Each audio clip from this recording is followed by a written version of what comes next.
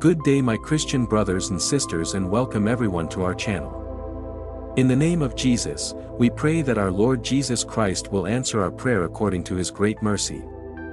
May God hear us and keep us close to his sacred heart. We now share with you all a message from our Lord Jesus Christ. Don't forget to give this video a like and subscribe to this YouTube channel so you can access the latest messages from heaven. Stay with us and listen to this video till the end. God has a blessing with your name on it. Type Amen if you think it is so, and let's say together the most precious prayer, which has been raised to heaven by the faithful of all nations from the beginning to the end of time. The Our Father who art in heaven, hallowed be thy name, thy kingdom come, thy will be done, as it is in heaven, so on earth. Give us this day our daily bread, and forgive us our trespasses, as we forgive our trespassers. And lead us not into temptation, but deliver us from the evil one. Amen. Jesus said, the couple Jesus-Mary is the antithesis of the couple Adam-Eve.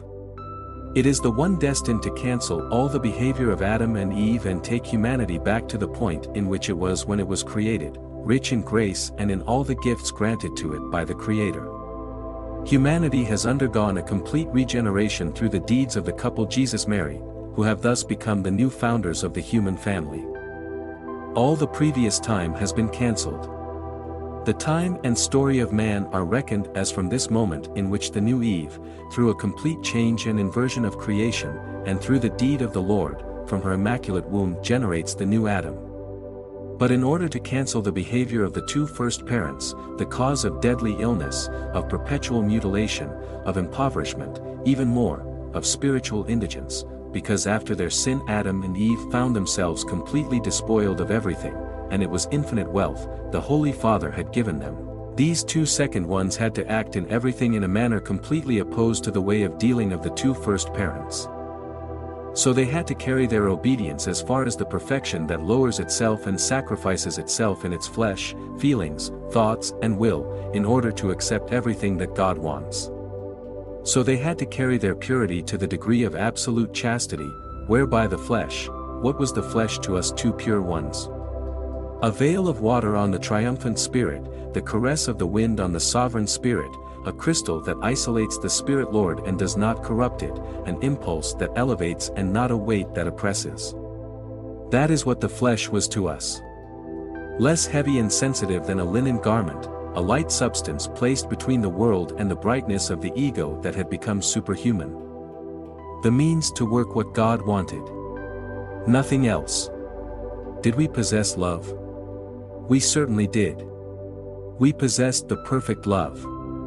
Men, the hunger for sensuality that urges you to eagerly glut yourselves with the flesh, is not love. It is lust. Nothing else. So much so that by loving one another thus, you think it is love, you are unable to bear with each other, to help and forgive each other. So what is your love? It is hatred. It is nothing but paranoiac frenzy that drives you to prefer the flavor of putrid meals to the wholesome corroborating food of chosen sentiments. We possessed the perfect love, we, the perfect chaste ones.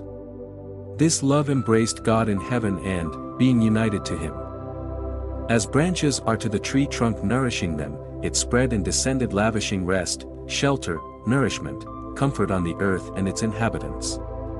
No one was excluded from this love, neither our fellow creatures, nor the inferior beings, nor the vegetable nature, nor the waters and stars. Not even the wicked were excluded from this love. Because they also, although dead limbs, were still limbs of the great body of creation, and therefore we saw in them the holy image, although disfigured and soiled by their wickedness, of the Lord, who had formed them in his image and likeness. Rejoicing with good people, weeping over people who were not good, praying, active love that expresses itself by impetrating and attaining protection for those whom one loves, praying for good people that they might become even better in order to be even more able to approach the perfection of the good Lord, who loves us from heaven, praying for those wavering between goodness and wickedness, so that they might be fortified and thus be able to persevere on the holy path, praying for the wicked, that goodness might speak to their spirits, and might even strike them with the thunderbolt of his power, but might convert them to the Lord their God, we loved.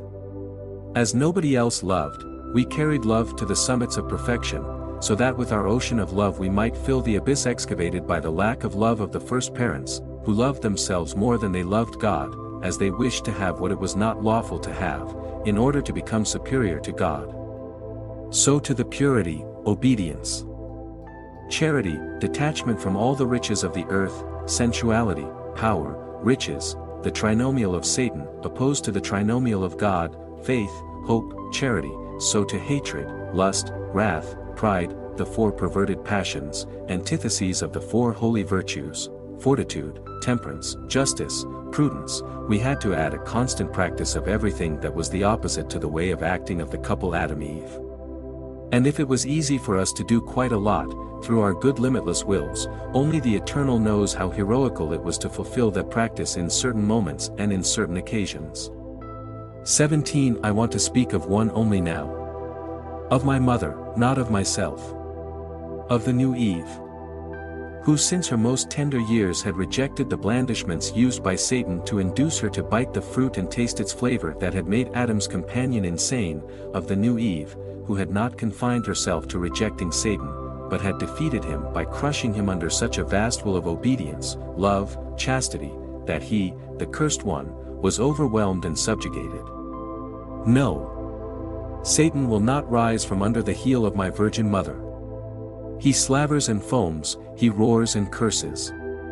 But his slaver dribbles downwards, and his howling does not touch the atmosphere that surrounds my Holy Mother, who does not smell the demoniac stench or hear the hellish cachinnation, and does not even see the revolting slaver of the eternal reptile, because celestial harmonies and scents dance lovingly around her beautiful holy person, and because her eyes, which are purer than lilies and more loving than those of a cooing dove, look fixedly only at her eternal Lord, whose daughter she is, as well as mother and spouse.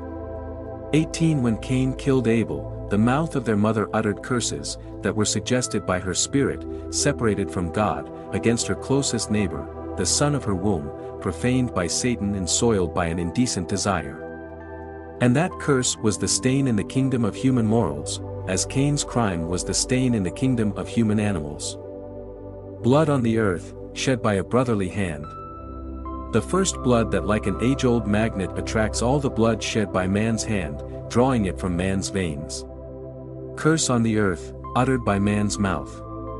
As if the earth were not sufficiently cursed because of man's rebellion against his God, and if it had not had to become acquainted with spines and thorns and the hardness of the soil, with drought, hail, frost, dog days, whilst it had been created perfect and equipped with perfect elements in order to be a comfortable beautiful abode for man, its king. Mary has to cancel Eve. Mary sees the second Cain, Judas. Mary knows that he is the Cain of her Jesus, of the second Abel. She knows that the blood of this second Abel has been sold by that Cain and is already being spread. But she does not curse. She loves and forgives. She loves and calls back. Oh! Maternity of Mary Martyr. Maternity as sublime as your virginal divine maternity. God presented you with the latter. But you, Holy Mother, co-redeemer, presented yourself with the former, because you alone, in that hour, with your heart torn to pieces by the scourges that had torn my flesh to pieces, you alone were able to speak those words to Judas, and you alone, in that hour, when you felt the cross break your heart, were able to love and forgive. 19 Mary, the new Eve. She teaches you the new religion, that urges love to forgive him who has killed a son. Do not be like Judas, who closes his heart to this mistress of grace and despairs saying, "He cannot forgive me." Questioning the words of the Mother of Truth, and consequently my words, which had always repeated that I had come to save and not to lose, to forgive those who came to me repentant. Mary, the new Eve, had also a new son from God in place of Abel killed by Cain. But she did not have him in an hour of brutal enjoyment that soothes sorrow with the fumes of sensuality and the tiredness of satisfaction. She had him in an hour of complete sorrow, at the foot of a cross, among the death rattle of the dying man who was her son, among the insults of the deicide crowd and an undeserved total grief, because even God no longer comforted her. The new life for mankind and for individual men begins from Mary. Her virtues and her way of living are your school. And in her grief, in which all aspects appeared, also that of forgiveness for the killer of her son, is your salvation. This is the end of the message. May our Lord Jesus Christ bless you and keep you. Amen.